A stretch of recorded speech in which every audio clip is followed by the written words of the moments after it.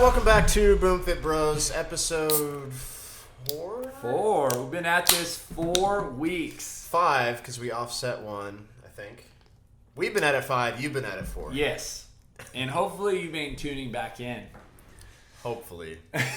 I have seen our subscriber rating going up, so that's nice. Continue doing that. But I don't think my mom is the only one watching now. So no, we have quite a few, fantastic. actually. So yeah, it's exciting. And we've actually had some people say, hey, that was actually good. To which I responded, really? I was happy with it. Gus he shines on camera, so I don't know if that's true or not. Okay, so last week, a little bit of a recap. We talked about some actual practical tips that you can do to lose body fat. Yeah. Now, we're going to rehash those, but I want to emphasize, we're going to do 3 more today that are a little bit more advanced. And by a little bit more, I mean substantially more advanced. However, and you'll hear me repeat this later, just because they're more advanced does not mean that they are better. And I think that this rule applies to a lot of things because sometimes we feel, even in CrossFit, people want to rush to some of the more technical things, but sometimes you just need to focus on your air squat. Yep. Because if your air squat isn't right, then how are you going to do a squat clean or a snatch or an overhead squat? And so it's just the fundamentals, the basics, oftentimes can be the most impactful. So by far. Yeah.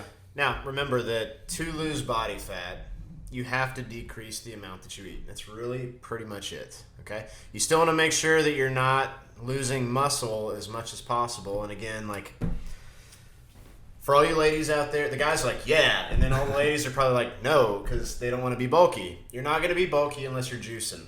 And by that, I mean steroids. As long as you're not taking testosterone supplements or putting a needle in your arm, you're fine. You will not get bulky. You don't have the hormones for it. Yeah, and when you see people maybe on the CrossFit Games, it doesn't necessarily mean they are doing steroids. They're working out for 6 hours a day. They're doing incredibly more volume than you will ever. And probably eating more than me and Charlie combined. Correct. Per girl. Yeah. Okay, so yes. If you work out 6+ hours a day and eat more than 2 fully grown adult males, 1.5, fully grown adult males, then I'm short. You're fine. You're not going to get bulky. You're going to get exactly what you want, which is tone defined. You'll look exactly the way you want. And just to define tone, the skin stretching over the muscle. That's tone. Okay, so when you're saying oh, I don't want muscle, yes, you do, because you want the skin to stretch over that muscle because that's that tone look that you admire in the person you're looking at. Every woman that I think has come into our gym at some point or another, that's what they want. They want to look toned. Nobody wants to nobody care. Here's the big truth: nobody cares about the scale. All right. For some reason you think you do, I promise you don't. What you care about is a way that you look. You have a certain idea of a way that you want to look. That's what you care about. It's not the scale. It's not any kind of measurement. It's just do I look good? So ladies, you could be 300 pounds and look the way you want, and I'll bet you're fine. Yeah, it's not the number. It's not the number. Now, you're not going to be 300 pounds unless you're an Amazon woman. Which I've seen, but it's rare. Okay? So, but just to get it through your head, the way that you want to look is not based on the scale. It's based on the way you want to look. And that is tone, which is muscle, which is what you want to keep. And in order to do that, you have to eat a certain way, but still lose body fat by eating another certain way, which is not eating so much. And I want to emphasize there's some psychology to that because you, in your mind, have probably been thinking about a certain number that you want to get back to. Maybe at some point in your life you were this, or maybe before you had children you were this. You will never be that person again. Well, and therefore... that's not to say you can't go back to the way you want to look. I'm just saying, physically, you will never... He and I will never be the person we were in high school. Thank God.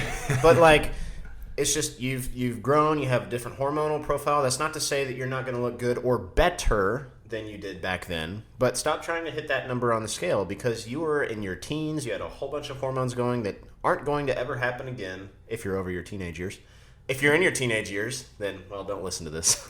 Well, and the psychology behind that is that now you have defined success by that number, and therefore anything that is not that number in your mind is not success. So what you need to do is redefine success. So psychologically speaking, you can actually get to where you need to be. Because if you are, and I'll throw a number out there, let's say you want to be 135 pounds. Well, what if I were to tell you that yes, at 135 pounds, you would be 28% body fat. But what if at 150 pounds, you would be 18% body fat. And look a lot better. Look great. Feel amazing. Now, because, again, psychologically, you want to be 135, you could actually be 150 in a much better, healthier way and not be satisfied because you're defining success by 135 pounds. And women are not the only one that do this. No, we can do the same conversation as guys. Yeah. I've had the same conversation with guys. It's not as often, but I do have that conversation with guys. And I think the only reason it's not as often is because guys are too prideful to admit that, hey, I want to look toned. And I'll put it out there. Like, men are equally as insecure in their body image as women. Maybe even more so, I would argue.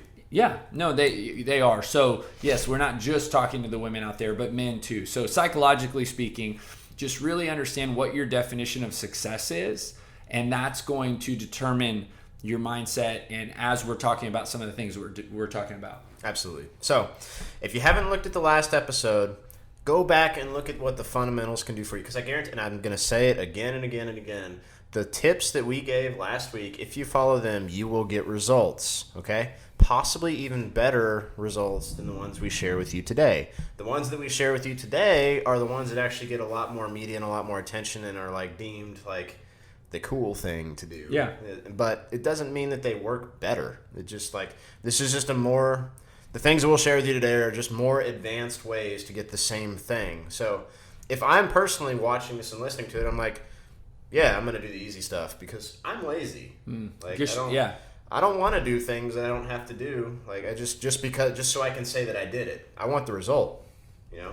And so if you have not gone back, watched that episode and actually tried those things consistently for a good while, pause it and do that now. And subscribe. Because we all want subscribes. Okay, but let's go ahead and get into it. Deal. Okay? So, slightly harder tips than last week is, I think I'll probably title this episode that. I don't know. Yeah, but we'll see. So, again, don't watch this until you actually try. I mean, you can watch it. So subscribe. But go watch the other one and actually do those. So, the first one I actually want him to go a little bit more into detail on because that's actually probably this is my jam. Okay, so when people think Charlie Lima, like this is how Dat Boy Lima turned into Train with Charlie. Okay, that's an inside joke. And I will do my very best to not be long-winded. This was going to be a 25-minute episode, but we just turned it into 40. So this first topic, area is food journaling. And when I think back to when I started personal training, we used to, and so this was in 2003, where before the iPhone even came out and before there was apps. I think the iPhone came out in 2007? Maybe somewhere around there. I think you're right. Towards the end of high school for me. And so we actually used a disk, a software, and some of you guys remember doing this, where you actually download a software. A floppy disk. Oh, yeah, well, it was a disk. It was actually a disk. It wasn't CD. No, it wasn't the old school like floppy disk. This was a CD, and you downloaded this software onto your computer, and it was called Lifeforms. And the Lifeforms was basically this. It was like a MyFitnessPal, but you would type in anything that you ate, and it would tell you how many calories, how many grams of protein, how many grams of carbohydrate it had. Almost like an Excel spreadsheet, but like... Yeah, but it was a really cool software. And then it had a circle that would be a pie shape. The pie chart that you could tell. It could say, okay, this is where your not a pie. this is where your percentages were on your fats, carbs, and proteins for the day. And so what I would do as a personal trainer, and I learned this from my mentor because he was doing this with his clients, is you send them home with the disc. You have them do 3 days of food journaling. They print their report and they come back in and we study those 3 days because, like we said last week, there's what people think they should do and then there's what they actually do. So most of you, I love you, but you're not doing what you think you were doing what you hope to do. You're doing your version of life, which is random. It is just so one of the things that I would identify early on after they did 3 days is, I just like we do today, is we take you step by step, right, in the direction that we want to go. But if food journaling alone helped reveal some weaknesses, for example, missing breakfast. Who'd have thought 15 years later that was what everybody thought you should do? And we'll talk about that later. That's another one. But missing breakfast. Another one would be snacking that they shouldn't have been doing that happened to pop up around the same time. Or if they are snacking more than they think they are. Correct. Or yeah. you just I feel one of the biggest things it revealed was a very inconsistent daily intake. So an example would be if you're looking at a graph, on Monday they would have 800 calories, and then on Tuesday they would have 2,700 calories, and then on Wednesday they would eat 1,300 calories. So it's just really inconsistent. And then what I would do is typically prescribe, hey, we need to continue to do this for a little bit longer, and having people bring in their journals, right, their food journaling. So now with MyFitnessPal, it is so much easier. I was about to say, keep in mind. Okay. Keep in mind, again, I want to reemphasize the before iPhone era. So, for people who say things like, oh, tracking's too hard, it was worse. And before that, guess what? It was good old journal. Pen and paper, guys. You had to go and, go into an old school textbook, look up the calories, write those down per food, and then add them up, and then you figured out, you did these little math equations to break down the food. So, it could be worse. Yeah. When people say, oh, it's too hard, maybe in regards to your context of what is today, but I guarantee you people have done this in much harder circumstances. Yeah. So just kind of keep that in the back of your head. Yep. And so, one of the things I was going to say, this is a true story, kind of humorous. So in 2003, I was a junior in college. This was probably about a year after I started doing this. But I mean, for 3 years, I kid you not, I tracked my food every single day. He's not lying either. That's where I feel I got educated on how many calories and grams of fat, carbs, and proteins are in various foods. And I would find out that when I would go eat something that typically wasn't in my software, I had to add it. So I would have to physically grab a food label or find a food label, bring it home, make sure that I typed in the accurate. Take it to your desktop because they still don't have smartphones. Yeah. Type it into the desktop. And but my college roommates, who probably have the alien dial tone that you had to get on on the Wi-Fi. Yeah, on Wi-Fi. So my college roommates roommates a book while you're waiting. Thought it would be hilarious, somewhere in my senior year, to go into my room, get on, and this is the only reason I had a computer, by the way, because I didn't do any schoolwork on this computer. It was strictly, I didn't have a computer until my senior year of college, so I could food journal. And this is just telling you how different things were back then. Or how different Charlie is. So they thought it would be hilarious to go in my room, type in all these unhealthy foods into my food journal just to make my charts go off. And it's pretty funny, actually. They thought it was hilarious. I think it's hilarious. I went and deleted every single one of those things. Side tangent. Anyway, the food journaling, what it did for me, and if I can elaborate on, and Gus will talk a little bit about it too, and I still revert back to this when I feel that I need to kind of expose some of my current weaknesses. An example, today in 2019, I love cashews. I mean, I absolutely love cashews. Nuts, almonds, pretty much anything, peanut butter. Well, I can tell that kind of when I'm getting off is when I'm eating, just however many fit my hand, and then going back to the pantry 15, 20 minutes and getting another handful. And then next thing you know, I'd probably eaten 2 cups of cashews, which is 1,200 calories. A lot of freaking cashews. Yes. And so, and it's, I don't know that I can eat 2 cups and of cashews. so even, and I said this in previous episodes, I'm an overeater. So what food journaling does, and what I notice when I am food journaling, is I will go get the measuring cup, maybe a third of a cup, a half a cup, or a quarter cup. I'll get the measured amount, and then that's what I eat. Why? Because I am accountable to having to put it into the app or the software or whatever it is that I'm journaling with. So it provides a level of accountability, much like what a budget does. Dave Ramsey has it's a food budget. a phenomenal business in helping people with their finances. And one of the things in his 7 baby steps towards financial freedom, the first step is to create a zeroed out budget. Make a budget. What that means is you're going to take the amount of income you make, and every dollar has to go somewhere. And so you have to assign it specifically. And what that does is it exposes where you're spending your money.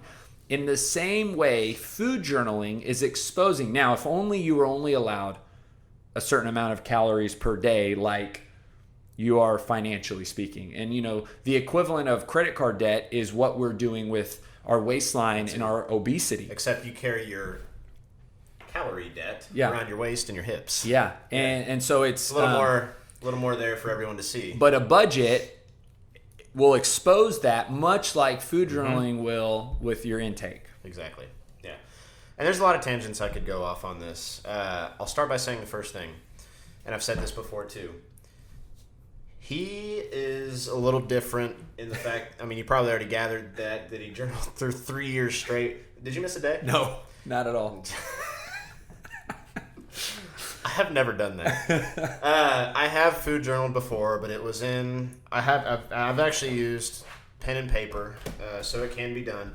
But the most that I've done it for is probably a month. Okay, so like 2 opposite ends of the spectrum here. Like I food journal for the same reasons he does, but he just keeps it like he's very good at finding something that works and just continue and just keeps doing it, which is, by the way, huge. So if you find something that works, why would you switch? And that's what he did. Like he found like food journaling worked for C4 every episode. Why would you switch? I don't know. Like sponsorship opportunities. But find if something works, do write it out until it doesn't. And that's exactly what he did. Mm-hmm. And he got into incredible shape because of it. And Dat Boy Lima was not in incredible shape when he started. Yeah, the nutrition for me was the transformation. Right. Working out, it helped, but when I changed my nutrition is when I saw my abs, going back to what we're doing right now. So that's when you take somebody who is, working out 5 or 6 days a week, but I don't see my abs, and then I start really, really focusing. And that happened in 90 days for me. I went from 16% body fat, no abs, to 4% body fat in 90 days, and I saw a lot of abs. It was... Oh, yeah, 4%. You're popping. Yeah. But, so, it works. Like, food journaling. Now, the thing about food journaling is also it's very tedious, but it could be worse. Okay? And I'm going to throw this out there.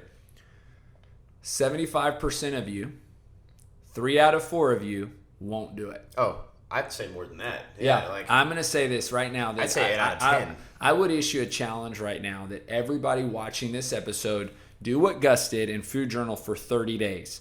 It's hard. And I hope and I get proven wrong that more than 1 out of 4 of you actually stick to it for 30 days. If you stick to it for 30 days, or even if you don't, let us know. Blow up his Instagram. Yes. Train with Charlie. It's right there. Yeah. Is that how this works? Yeah. Yes, please tell me. Tell him about your experience. Prove me wrong. Or DM me. Direct message? Is that the term? Okay. Or me. Like, at Gus Warden. I want to know, too. Right here. Is it up there? Okay. So, a big thing I want to point out about food journaling that worked for me, though, was the fact that what it did was it just made me more aware. And just simply I didn't change anything else. just simply by the act of food journaling, I decreased my body fat percentage. Like, didn't change a single thing. Like, subconsciously, I don't know, I guess I was just more aware of it. And consciously, too, I was like, whoa, that chocolate cake was dense. Like, yes. Maybe I'll just have a little bit less. And then magic. And it's your own desire to not face the number, to be honest with you. Like, you're like, man, I'm not going to eat that. I got to face that. And people will claim, like, eating disorder or whatever. Like, okay, like, consult your doctor. We have to say that for sure. But of the same token, like, I don't think food journaling is an eating disorder. Here's the thing. Any diet is going to, like, if you're sitting there looking at, like, well, that's too, that's too strict. Like, that's too restrictive. All diets are restrictive. Like, that's how you lose weight. You have to restrict yourself. You're like, so don't tell me that it's restrictive. Of course it is. I know that. That's why you get results. Food journaling is where it's at. Try it, okay? Yeah. Give it a go for 30. Give it a go for a week. Yeah. 1 week you will see results, I promise you. But again, he's right. I would say 8 out of 10 people probably won't even do it for 7 days straight. Consistently and tracking every single thing that they eat. Like, just tracking your dinner doesn't count, or just tracking the things that you want to put everything in. Every single drink. So, splice. We're back. Okay, number 2, intermittent fasting. Okay, this one's gotten a lot of hype over the past. And I just want to say this before we go into this. It's just I don't want to say it's a new thing, but it's getting a lot of attention because it's a new thing. Meaning, nothing's new. Yeah, meaning like nothing is new. Yeah, it's not this brand new. I mean, people have been doing this for a long time. It's just the new thing that got probably some social media and some book writing and marketing. You can phrase this in other ways too, like carb backloading or delayed eating, or like there's intermittent fat. All of these are like the same name for pretty much or different names for pretty much the same thing. But nonetheless, intermittent fasting is pretty much just not eating for a certain period of time. Okay, and again, disclaimer: before you try any of these things, talk to your doctor. Have to say that. All right. So, have you ever done intermittent fasting? I did. So can I give a quick? Do it real quick. You're quick. 20 minutes later. No, last year I had a client who was doing it, and he kind of really was exploring into the keto, and part of that was a little bit of intermittent fasting. Keto was around 20 years ago. Yeah. And so I wanted to become a little bit more educated about it. So I asked, what's the best book that I can read to help understand this whole whatever this was that was getting a lot of attention. And so I read The Bulletproof Diet, and you remember this because I've read that. Yep. I think Brittany read it, or maybe you read it. And then I actually did that diet, which the Bulletproof Diet, he just did a phenomenal job of branding his intermittent fasting. His name, yeah, but it was the keto diet, and he incorporated intermittent fasting. And so for me, this was probably spring of last year. Probably started right around the open. So March time, February, March, and I did it for about 3 months. And I mean, it was bulletproof coffee in the morning, so no food. I did have a protein shake because that's the butter coffee, by the way. Right. So it's basically increasing, and then only ate during a 6-hour window.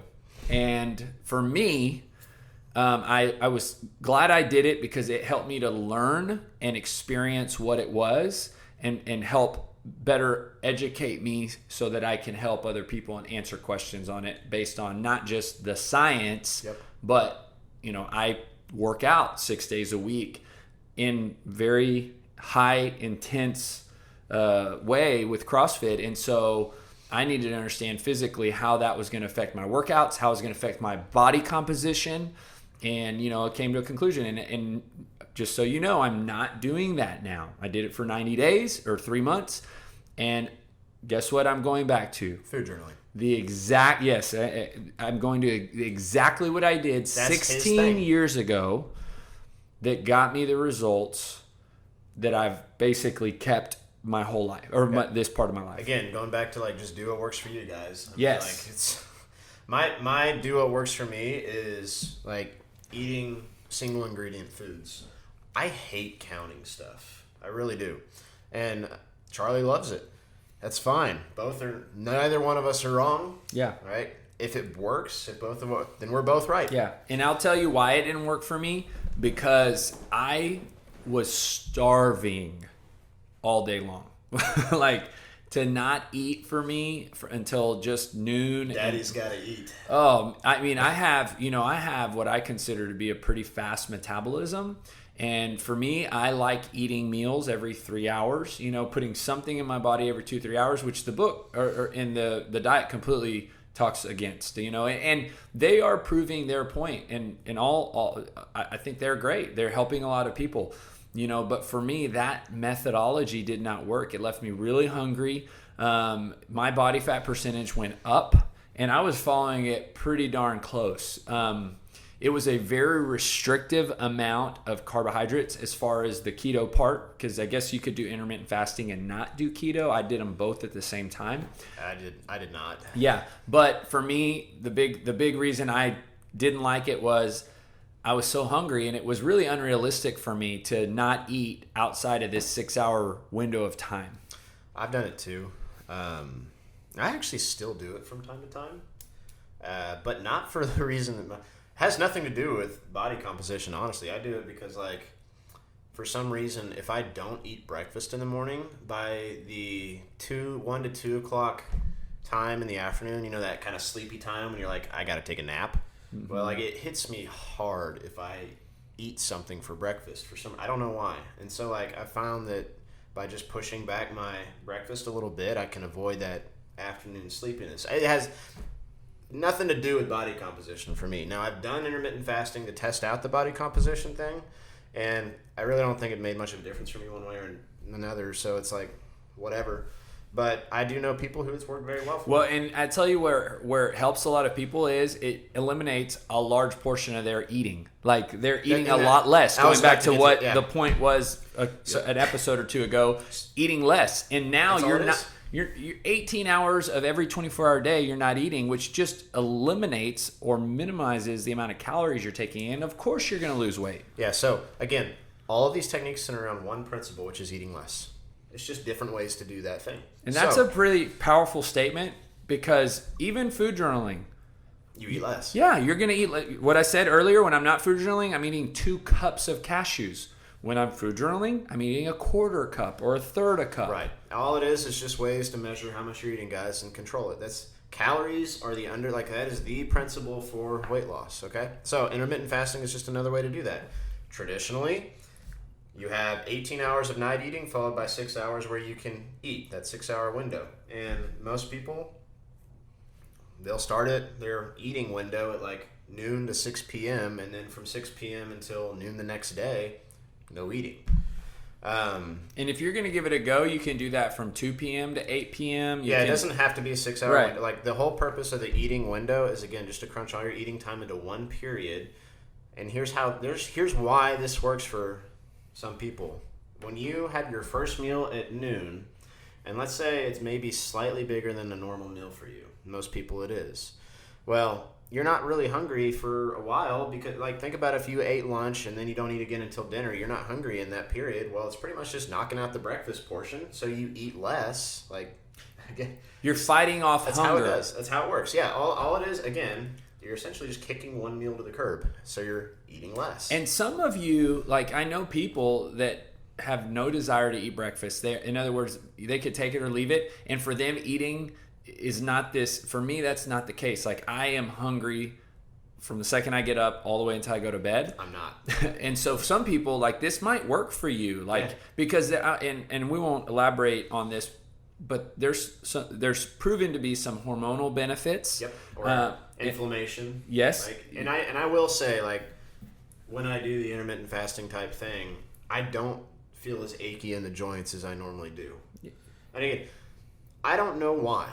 I really don't. Like, and most people who do the studies also don't know why. And if they say they do, they're probably lying to you. Like, but experiment with what works for you. I do it from time to time because, like, I don't like feeling super sleepy in the afternoon, and also, like, let's be honest, like, not eating breakfast is kind of convenient. It saves time, like it's just, so. Yeah. So it depends on your appetite, your schedule. Right. If you do try it out, I think you give it enough time to show you if it works or not. In other words, give it at least 30 days of consistency, because you can't say you tried intermittent fasting if you did it for 3 days. You don't really know if it works. And that's the problem with a lot. That's a good point. Most people will do like, oh, I tried everything, it doesn't work. Well, yeah, you tried everything for like a day. Like, I've known people who have done keto, intermittent fasting, food journaling, all in the span of 1 week at different periods of time. Some they tried two different ways in one day. And I would measure two things. I would measure body fat percentage, because you want data, right? Yep. So you want to know, okay, did this actually help me reduce body fat if I did it for a month? And another thing I would measure is how you feel. Yes. In other words, which is what I did. If it's like, for me, if it doesn't make me feel great when I work out, if it doesn't make me feel great throughout the day, get rid of it. If it doesn't make my well-being enhanced and improved, then I don't think I should do that long term. And to be honest with you, I won't do anything that I can't see myself doing long term. So for me, I would not just do intermittent fasting because I need to get whatever shape I need to get in for whatever thing I need to get in. No, I don't think I should do something just temporarily. It's like whatever I do, I want to be able to do every day for the rest of my life. Right. And that's a huge point. Okay. Last one, I think. Yep. Counting macros. I'm a big fan. I'm not. And I'm talking for me. So if I say I'm not a big fan of something, I'm saying for me personally, I have actually used some of these things. Now, every single thing that I've gone over, I have personally tried. And when I say try, I mean for at least 30 days, usually more.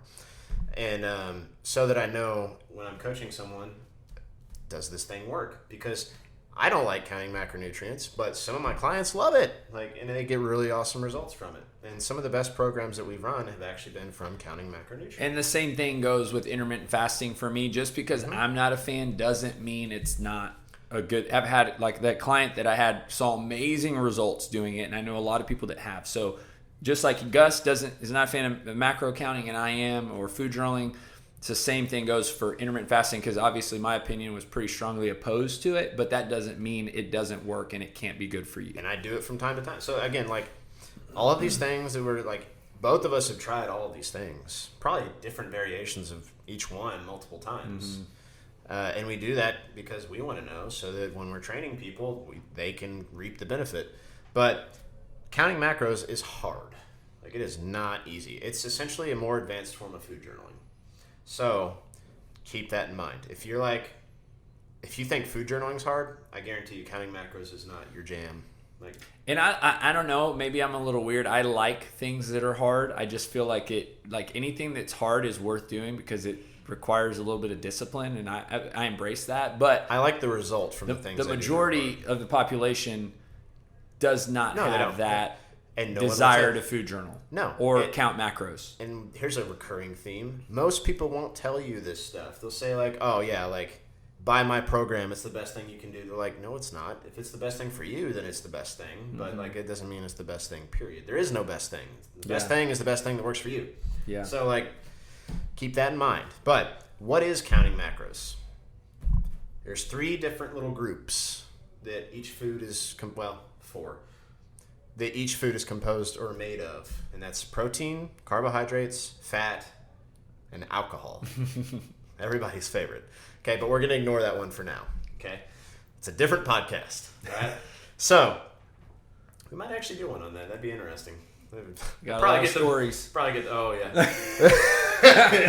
Okay, so we're just going to focus on the protein, the carbohydrates, and the fat. So, every single one of these 3 things are victimized somehow. There's usually one glorified one and one that's the devil. So, and it switches all throughout history. Just know that none of them are the devil, and also none of them are the king. You need all 3 of them to live, by the way. So, arguably carbs, but again, complicated. Just assume you need it to live. Yeah. And I've found that I need all three. I certainly do. You know, I mean, for me personally, he and I both eat a lot of in carbohydrates. any diet, in my opinion, that eliminates one of those three, in my opinion, is not going to be the best long term. Sustainable. Correct. It's not, I mean, eventually you're going to go back to it. So yeah. Now, to be clear, counting macronutrients, and that's what those three things are called, by the way, is probably the gold standard for what most bodybuilders do.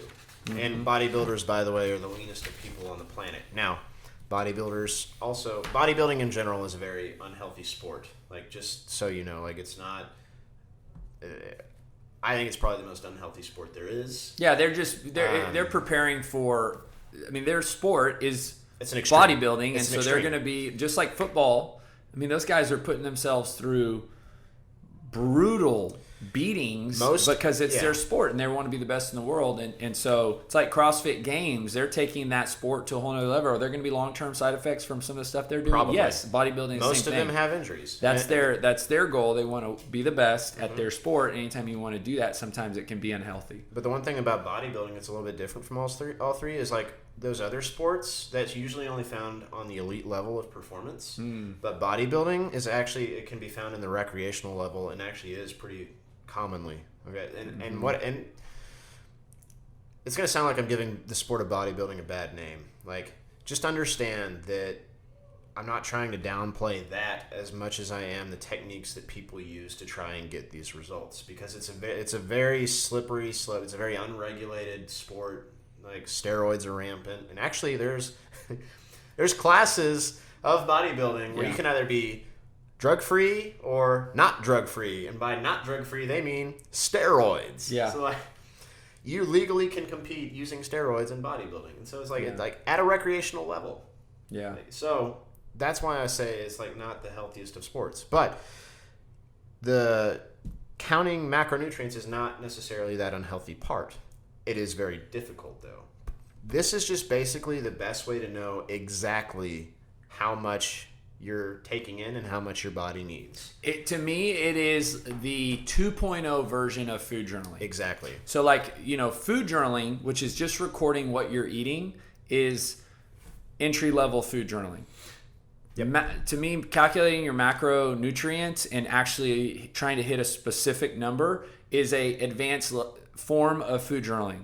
And so it's like calculus 1 and calculus 2. Yep. You're just now going to be challenged a lot more than just a simple act. So like, but earlier when we talked about food journaling, we're not expecting, like when you do that 30 days, we're not expecting you to actually end up at any specific place. It's just data collection. It's just gathering your 30 days of habits. This would be actually the next step, which would say, okay, now we have that data. Why don't we try to aim for this number of carbs per day? Why don't we try to hit this number of fat per day? Why don't we try to hit this number of protein per day? And in my experience, since 2003, helping people nutritionally, in my experience, this is where you find the most success, but it is the narrow path, ladies and gentlemen. It's hard. It is very few people that will walk on that narrow path, and it's walking on the tightrope. Yep. And it's how 6-week challengers end up losing only fat and no muscle. And sometimes gaining muscle. And what I've learned too, it's how we present it as coaches that makes all the difference as to whether or not you do it the proper way, which is why the 6-week challenge, I believe, has been phenomenal, as Gus has found a great way to task people in this without the kind of like, hey, here's your breakdown. Yep. You know, because that just here's your breakdown sometimes doesn't work for people. But the way the 6-week challenge is set up is people actually end up kind of walking that narrow path, but it's not, they don't feel like it's so narrow. So I think that's a great place to kind of wrap up. And actually, even I think I'm going to make an offer on that. So here's the thing. The 6-week challenge, for those of you who don't know what it is by far our most successful program we have ever done. Hands down. Hands down. Like, it's, I even calculated the success rate. It's over 80%. And that's people who sign up and get phenomenal results. Yeah. Everybody gets, I've had one person out of the, it's probably bordering on like 100 now. At least. Yeah. That I've taken people through on this. One person did not get results, and that's because they quit after the first week. Like, of course it's not going to work. Which so rarely one person that rarely happens. Yeah. So just letting you know, like, it is the most, and it is based on a variation, an easier variation of macro counting. Okay, and I personally have coached people through it. And exciting news, we're actually turning this into an online training program, an online course. Which means which means can take advantage of that. Which means it is going to be at a better cost for you. Now, that's not coming super soon. I mean, it's coming soon, but it's in the works. It's in the works. Okay, so right now the only other variation you have is to work with me personally, which is not a bad deal, guys. So it's a great deal. It's a great deal, especially for the results that you get. So, if you are interested in that, you need to reach out to me. You can go to my Instagram handle and shoot me a message if you want, or you can email me, gus@boomfitbcs.com, or you can drop by and say hi. Any of those are fine, but if you're interested, let me know. Yeah. But on that note, I think that concludes this episode. All right, guys, tune back in next week. Later. Thanks for joining us.